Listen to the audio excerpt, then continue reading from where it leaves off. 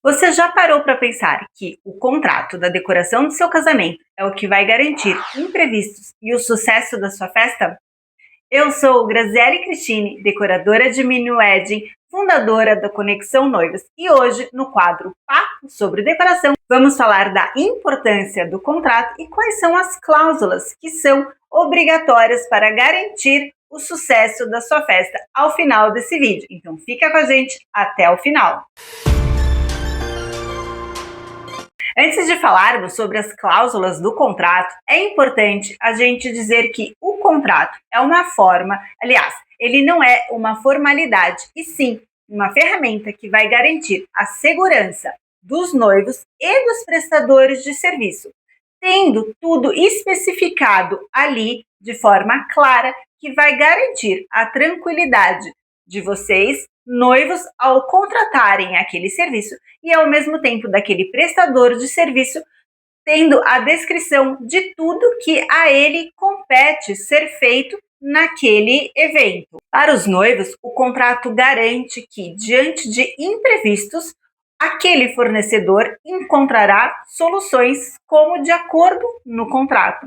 E para os prestadores de serviço, e no caso, eu como decoradora, eu tenho no contrato a garantia de que tudo que eu estou prestando, de que tudo que está sendo colocado naquela festa, será me dado de retorno.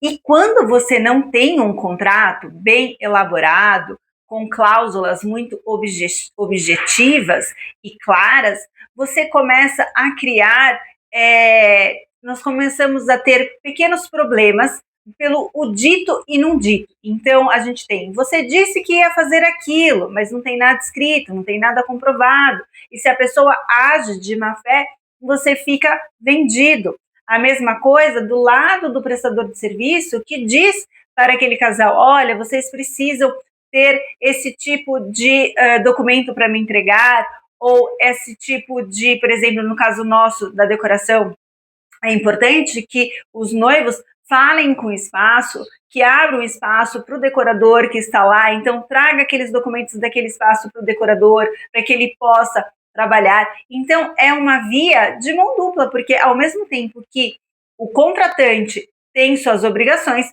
o contratado também. E tendo isso muito esclarecido, a gente evita qualquer problema, principalmente no dia do evento.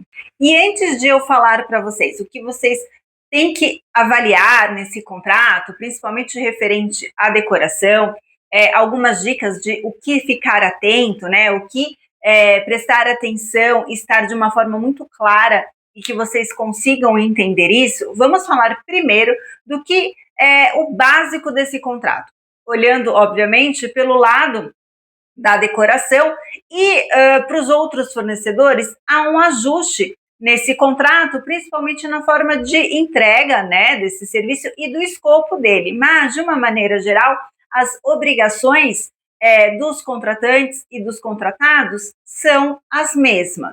Então, o primeiro item desse contrato é o escopo de serviço, né? O que eu, como decoradora, tenho como obrigação de prestar para aquela festa. Então, qual é o meu serviço? Vai ser a montagem, vai ser trabalhar com a logística desse meu material que vai chegar, vai ser com a parte de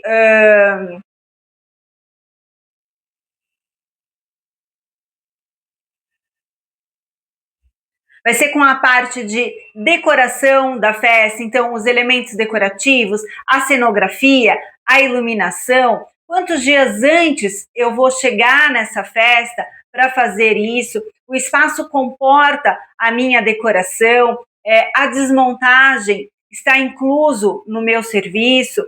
Então, tudo esse escopo da decoração, então chegarei lá, vou fazer esses arranjos, vou fazer no local, vou levar os arranjos prontos, o volume dos arranjos, né? Estamos trabalhando com X arranjos, isso é uma base, tá? Geralmente para garantir o mínimo necessário, porque sempre é a mais. A gente nunca, eu pelo menos, não contabilizo um a um e só entreguei isso.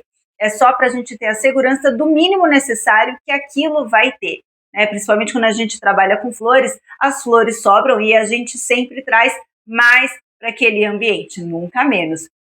Então, é um escopo que vai desenhar a minha logística. A partir do momento que eu entro no espaço, tudo que eu tenho que ver, o tempo antes que eu preciso ter acesso a esse espaço, é muito importante que esteja no contrato também, para garantir a viabilidade do projeto, né? Então, se são 2 dias, se são horas, quanto tempo eu tenho que entregar esse espaço pronto.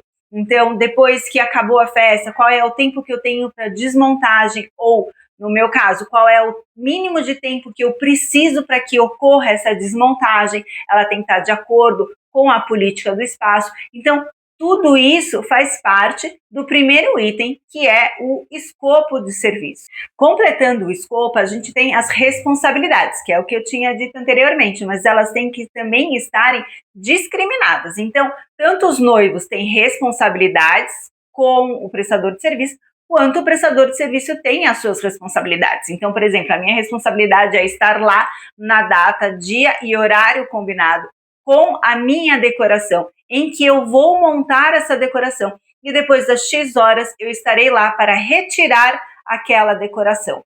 Qual é a obrigatoriedade a responsabilidade dos noivos? A responsabilidade dos noivos é me fornecer todo o material que eu preciso, burocrático. Então, por exemplo, a documentação, se o espaço pede, se eu peço alguma coisa, se eu peço, por exemplo, a planta do espaço.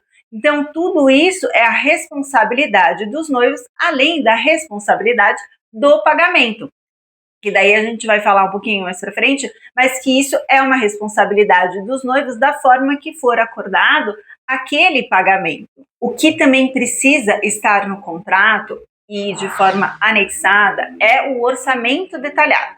Então, é preciso estar lá tudo que foi orçado, tudo que já foi conversado, tudo que já foi aprovado. No final, quando a gente fala da forma de pagamento que está também no contrato, ele vai ser referente àquele orçamento que está detalhado com todos os serviços que já foram acordados antes. Completando aqui do escopo de serviços que eu vou falar agora do uso das peças decorativas, no meu contrato, quando eu falo sobre o escopo, eu falo o tipo de decoração que eu vou fazer.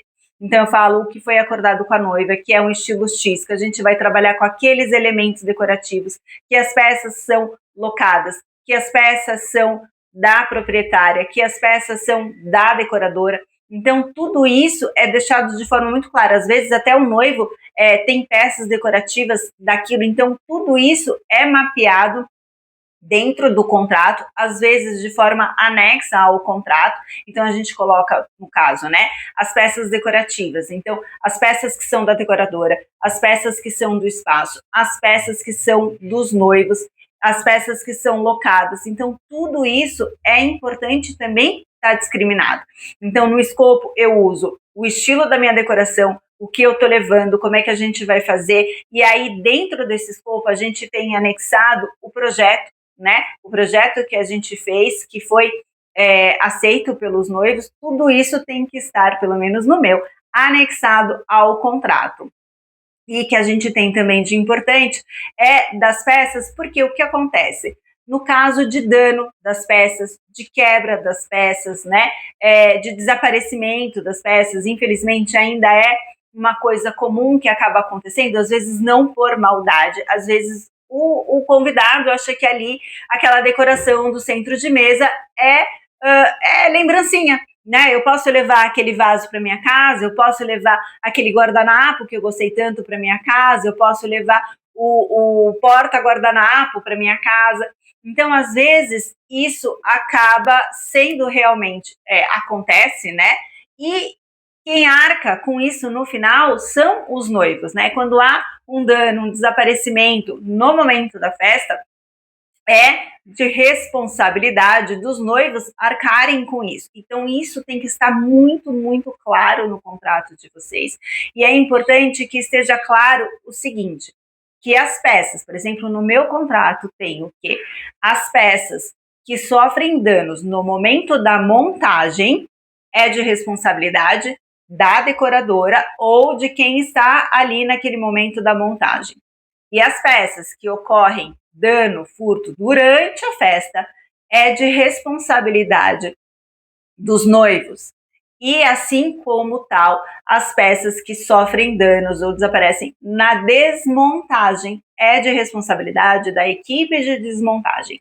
Então é muito importante que isso seja, porque obviamente que durante a montagem é a equipe que está ali fazendo aquela montagem e ela vai ser responsável pelo o que ocorrer ali. Os noivos é só no momento da festa, porque o que acontece?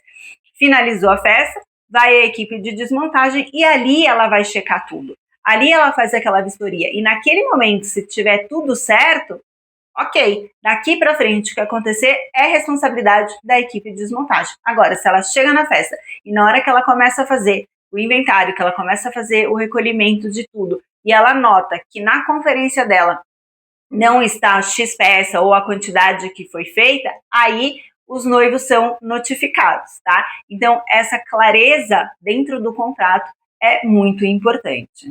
Os últimos 2 pontos que eu julgo muito importante também estarem no contrato é a política de cancelamento e reagendamento por ambas as partes, né? E aí a questão também de ressarcimento, o que acontece, se cancela, quanto se devolve, quanto não se devolve, enfim, essa política tem que estar muito clara para os noivos e para o próprio, óbvio, prestador de serviço, e também a questão de reajuste, porque o que acontece depois da pandemia, isso ficou muito evidente, principalmente para os contratos que são fechados com muito tempo de antecedência, de mais de 12 meses de antecedência. Há uma cláusula em que a gente consegue prever, no meu caso, tá? Eu, Graziele, decoradora, eu consigo prever uma mudança de preço conforme as estações, conforme o momento, até X%, né? Que é o normal. Quando há um reajuste dos fornecedores, né, dos meus fornecedores, além disso, em que aquele valor que foi feito não estava previsto, então a gente estipula o máximo de reajuste que pode ser feito em que aquele contrato banca. Vendo o maior do que disso, a gente conversa para ver as ações que a gente pode tomar. Então, se muda na decoração, e isso tudo com um tempo, tá? Se muda na decoração, se a gente vê o que vai acontecer, ou se ele é feito realmente de forma de reajuste. Esse é um dos poréns de que, no meu caso, os contratos com mais de 12, 13 meses, 14 meses no máximo de antecedência da decoração, a gente fecha sempre com essa cláusula, porque as perdas foram muito grandes no momento da pandemia. Então, hoje, a gente usa essa cláusula pela segurança tanto dos noivos, para que a gente possa continuar e manter, né, o que foi contratado. Então, assim, eu quero aquele arranjo maravilhoso de orquídea e eu vou poder entregar esse arranjo maravilhoso de orquídea com o valor que formos acordado. E não entregar menos por um preço de mais, tá? E nem pagar mais por um preço de menos. Então, essa transparência entre as duas partes é muito importante. Por isso que o contrato, ele deve ser lido de forma detalhada e todas as dúvidas que vocês tiverem, ou que vocês não entenderam, ou que vocês não estiverem de acordo, deve ser falado. Bom, e vamos às dicas do que deve ser olhado. Obviamente que tudo deve ser olhado e lido com muita atenção no contrato, mas muitas coisas para as noivas e para os noivos passam batido por não conseguir ter esse entendimento, né? São coisas que não é da sua vivência. Então, o que é muito importante? O escopo, tá? Então, o escopo tem que estar muito claro e dentro do projeto. Então, você tem que pegar, veja o projeto em mãos. E tudo aquele escopo que está lá, se você consegue interpretar o que está no seu projeto, se tudo aquilo ali está realmente dizendo o que vai acontecer. Então, essa é uma parte que você tem que ter muito detalhada. Aos itens que estão dizendo que vão fornecer, então, se você diz que vai ter os vasos, se você vai ter que ter os mobiliários, a mesa, a roupa de mesa, a cenografia, a iluminação. Então, tudo que ali está prometendo, é importante você checar. E além do mais, quando você tem uma assessora, ela também te ajuda a fazer esse controle. Mas em muitos casos, principalmente as noivas de mini wedding, no momento de fechamento do contrato, elas ainda não têm a assessora. A assessora às vezes entra no final para controlar o que está sendo entregue, mas se ali já não tiver sido bem formulado no contrato, na hora da entrega, a assessora não tem muito o que questionar. Então, é muito importante que na hora de assinar esse contrato, você tenha o projeto muito claro e que dentro daquele escopo que você está lendo, você consegue entender todo o projeto de montagem, desmontagem, hora de chegada, hora de retirada, o tempo, os materiais que vão ficar lá. Então, tudo isso é muito importante que esteja claro no contrato. Uma pergunta que eu ouço frequente das noivas é: Grazi, no contrato tem que estar especificado quais flores o decorador vai usar? E aqui eu abro um parênteses porque é de decorador para decorador. No meu contrato, eu não nomeio flor. Por quê? Porque antes de eu fechar esse contrato com a noiva, eu conversei com ela a respeito das flores que ela gosta, as flores que ela não gosta e o que a gente pode de opção trabalhar. Por quê? Porque eu não vou me amarrar de deixar preso uma decoração numa única flor, vamos supor aqui um lírio, por exemplo, e na semana do casamento dela, aquele lírio ou ele ficou feio, porque isso já aconteceu com folhagem comigo. Então, assim, depois eu conto esse caso. Mas, assim, o lírio, por exemplo, ele não tá bonito, não tem o lírio da cor que ela queria, não tem a quantidade que eu preciso, ou o valor dele subiu exorbitantemente. Então, isso vai me deixar presa no contrato de uma forma que eu facilmente consigo solucionar, que é trazer flores similares, com cores próximas, com aquele mesmo volume que a gente vai entregar na festa. Então, no meu contrato, eu não coloco o tipo de flor que eu trabalho, mas eu coloco a cor, eu coloco a paleta, né? Tudo isso dentro do projeto. Quando a gente coloca o projeto, tudo isso já está especificado lá. E aí, uma história que aconteceu comigo, e graças a Deus eu já não fazia isso, e hoje menos ainda, é que eu tinha uma decoração feita com uma folhagem, ela era toda de folhagem, a minha decoração, e ela era a folhagem principal, porque ela era o destaque das mesas, né? Ela era uma decoração botânica, minimalista, em que eu usaria essas folhagens em sequência. E na semana, 2 dias antes, o fornecedor me liga dizendo que as folhagens que ele tinham sido comida por lavas. Então, elas estavam todas danificadas. Todas danificadas. Eu precisava de 350 folhas. Todas estavam danificadas. E naquele tempo de 4 horas que eu tinha para encontrar outro fornecedor com as mesmas folhagens na mesma quantidade, eu não consegui encontrar.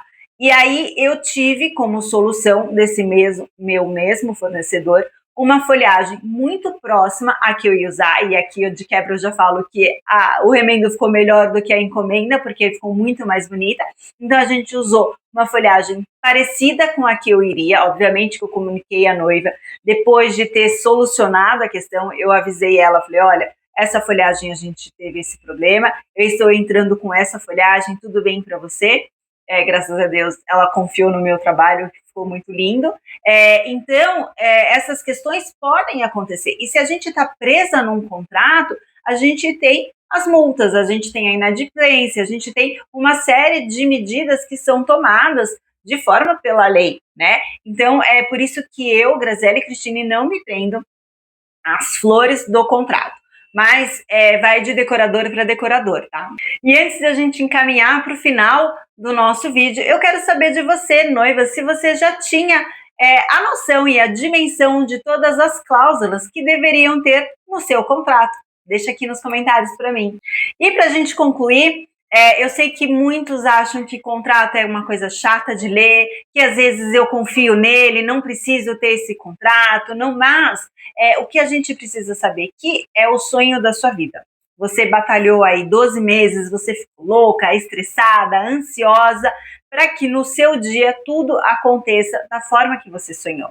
E até por uma segurança de Deus o livre, dê alguma coisa errada, depois do casamento, é com um contrato que você vai conseguir acionar a justiça e pedir os seus direitos.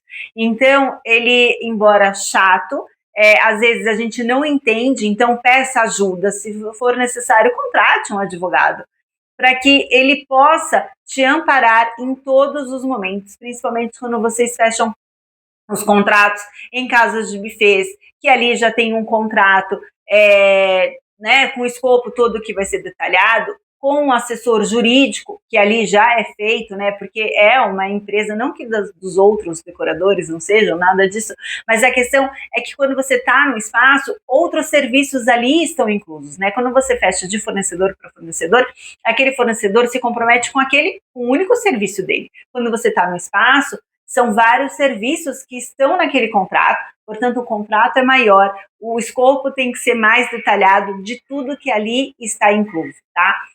Então, sim, peçam um contrato, assinem o contrato e leiam com muita atenção. E se você chegou até aqui, não deixe de curtir e compartilhar o nosso vídeo para que ele possa alcançar mais noivas que sonham com o mini wedding.